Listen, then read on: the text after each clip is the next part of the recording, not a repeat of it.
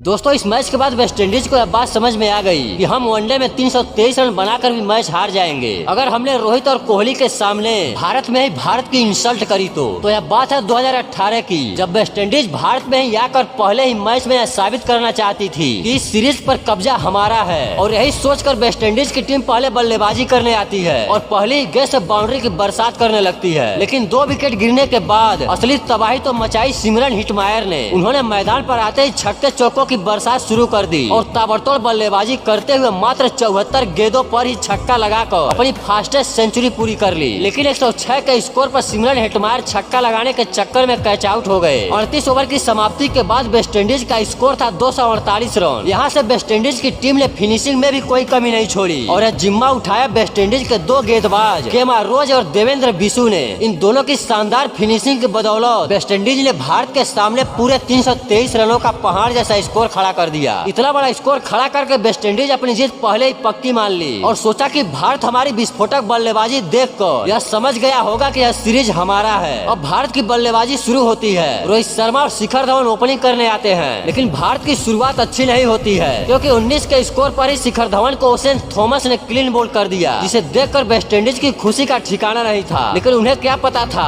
कि उनकी यह खुशी इस मैच की लास्ट खुशी बन जाएगी, क्योंकि अब मैदान पर आती है रोको की जोड़ी, जहां दोनों ही बल्लेबाज वेस्टइंडीज की नियत को पहले ही जान जाते हैं कि वेस्टइंडीज हमें यह सीरीज याद रखवाना चाहती है। फिर रोको की जोड़ी ने ऐसा कॉम्बिनेशन बनाया जो बहुत दिनों के बाद देखने को मिला, क्योंकि विराट कोहली आते ही रन रेट सही करने के लिए चौकों छक्कों की बरसात कर देते हैं, लेकिन रोहित शर्मा विकेट रोकने के लिए बहुत ही संभली हुई बल्लेबाजी करते हैं। और अब विराट कोहली शानदार बल्लेबाजी करते हुए मात्र 37 गेंदों पर ही अपनी हाफ सेंचुरी पूरी कर लेते हैं। लेकिन उसके बाद भी विराट कोहली रुकने का नाम नहीं ले रहे थे। विराट तो अपना काम बखूबी कर रहे थे और अब बारी थी रोहित शर्मा की, जो कि वो भी अपना हाथ खोलना शुरू कर देते हैं। फिर देखते ही देखते हिटमैन 51 गेंदों पर अपनी 50 पूरी कर लेते हैं। उसके बाद 50 पूरी करने के बाद अब दोनों ही बल्लेबाज और भी विस्फोटक अंदाज में बल्लेबाजी करने लगते हैं। विराट कोहली मात्र 88 गेंदों पर ही चौका लगाकर अपनी सेंचुरी कंप्लीट कर लेते हैं और दूसरी तरफ रोहित शर्मा तो अब चौके कम और छक्के ज्यादा लगा रहे थे और इसी तरह विस्फोटक अंदाज में बल्लेबाजी करते हुए वो भी मात्र 88 गेंदों पर ही चौका लगाकर अपनी सेंचुरी कंप्लीट कर लेते हैं। वेस्टइंडीज के लिए शिखर धवन का वह विकेट लेना ही उनके लिए आखिरी खुशी बन गई, क्योंकि रोहित शर्मा और विराट कोहली 2 ही बल्लेबाजों ने मिलकर 246 रनों की बड़ी पार्टनरशिप करते हुए 47 गेंद शेष रहते यह मैच जीत कर वेस्टइंडीज को बता दिए कि तुम 322 रन बनाकर भी जीत मानोगे तो हम 400 भी बना देंगे और यह सीरीज तुम्हारा नहीं बल्कि हमारा है। सच में रोको के लिए 1 लाइक तो बनता है।